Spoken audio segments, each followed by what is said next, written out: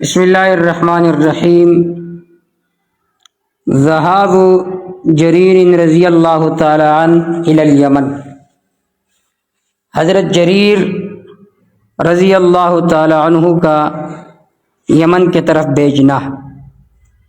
جریر رضی اللہ تعالی عنہ کو حضور صلی اللہ علیہ وسلم نے 2 بار یمن کی طرف بھیجا تھا تبلیغ کے غرض سے۔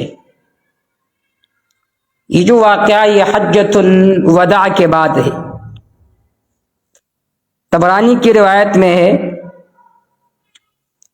کہ جریر رضی اللہ تعالیٰ عنہ نے فرمایا حضور صلی اللہ علیہ وسلم سے کہ مجھے یمن کی طرف بھیجا جائے تاکہ میں ان کو اسلام کی طرف دعوت دو۔ آپ صلی اللہ علیہ وسلم نے فرمایا کہ ٹھیک ہے، انہیں اسلام کی طرف دعوت دو، اگر وہ انکار کرے تو پھر ان کے ساتھ جہاد کرو۔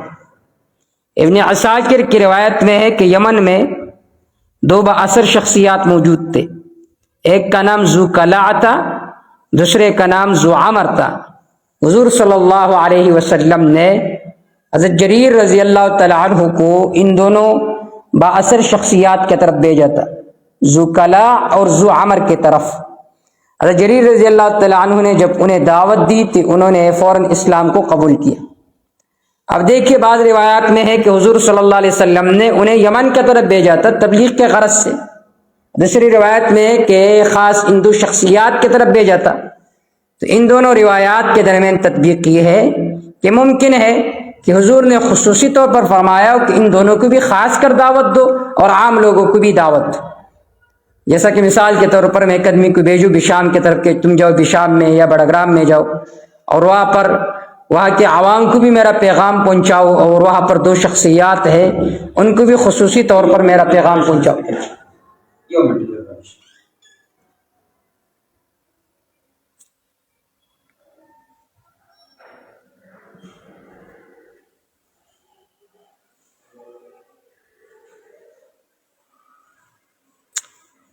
تو ممکن ہے کہ آپ صلی اللہ علیہ وآلہ وسلم نے ان کو بھیجا ہو یمن کے طرف کہ عمومی دعوت بھی دو اور خصوصی دعوت بھی دو۔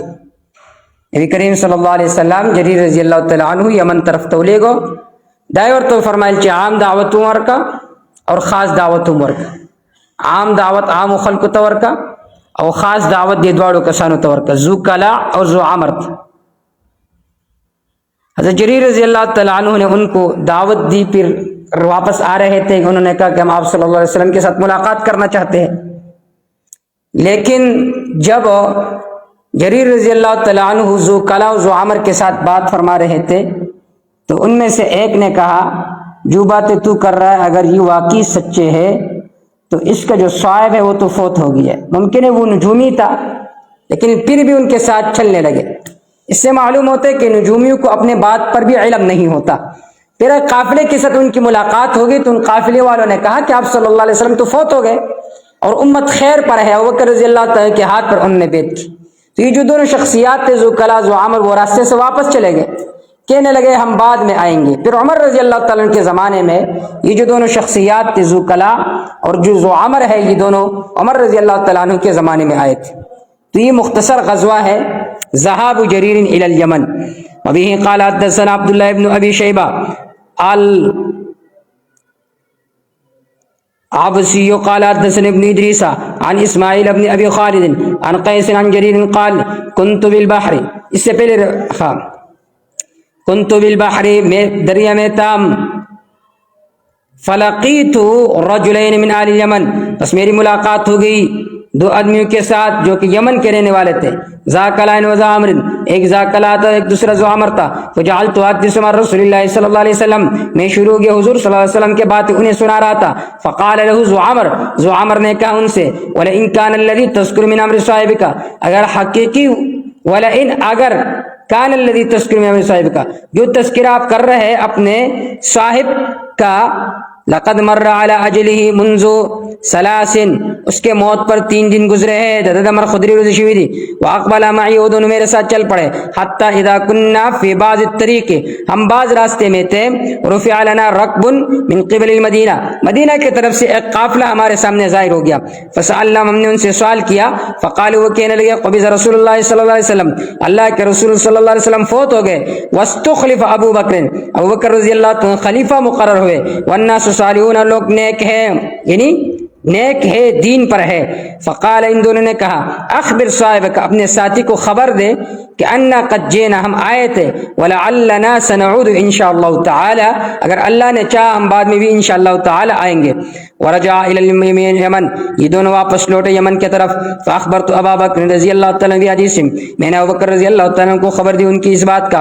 قال، ابو بکر نے فرمایا فلا جئت، تم اس کو کیوں لے کر نہیں آئے. فلما كان بعد، جب اس کے بعد کا زمانہ آ گیا، عمر رضی اللہ عنہ کا زمانہ تھا. تو قال لی زعمر، مجھ سے زعمر نے کہا کہ یا جریر، اے جریر، ان لک علی کرامہ، تیرے لیے میرے اوپر بہت زیادہ احسان ہے کہ تو نے مجھے اسلام کی دعوت دی. لیکن وہ انی مخبرکم خبرہ، میں تمہیں خبر دوں گا. انکم معاشر العرب، اے عرب والو، لن تزال بخیر، تم ہمیشہ خیر پر رہو گے. ما کنتم اذا ہلک امیر، جب تم میں کوئی امیر فوت ہو جائے. تأمرتم فی آخرام، تم دوسرا امیر بنا رہے ہو.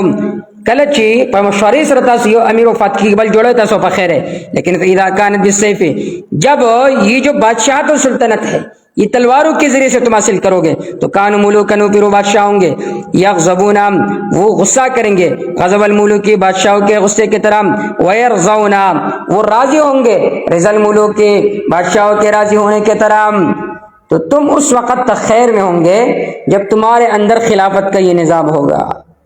اور دیکھیے عثمان رضی اللہ تعالیٰ عنہ، علی رضی اللہ تعالیٰ عنہ تک یہ جو امت خیر پڑھتے، ان کے آپس میں جنگیں نہیں تھی. جب مسلمانوں کے آپس میں جنگ وغیرہ شروع ہو گیا، قتل و قتال شروع ہو گیا، تو پھر وہ برکات وہ انہیں حاصل نہیں ہو رہی تھی. آگے اگلا غزوہ ہے غزوۃ سیف البحر.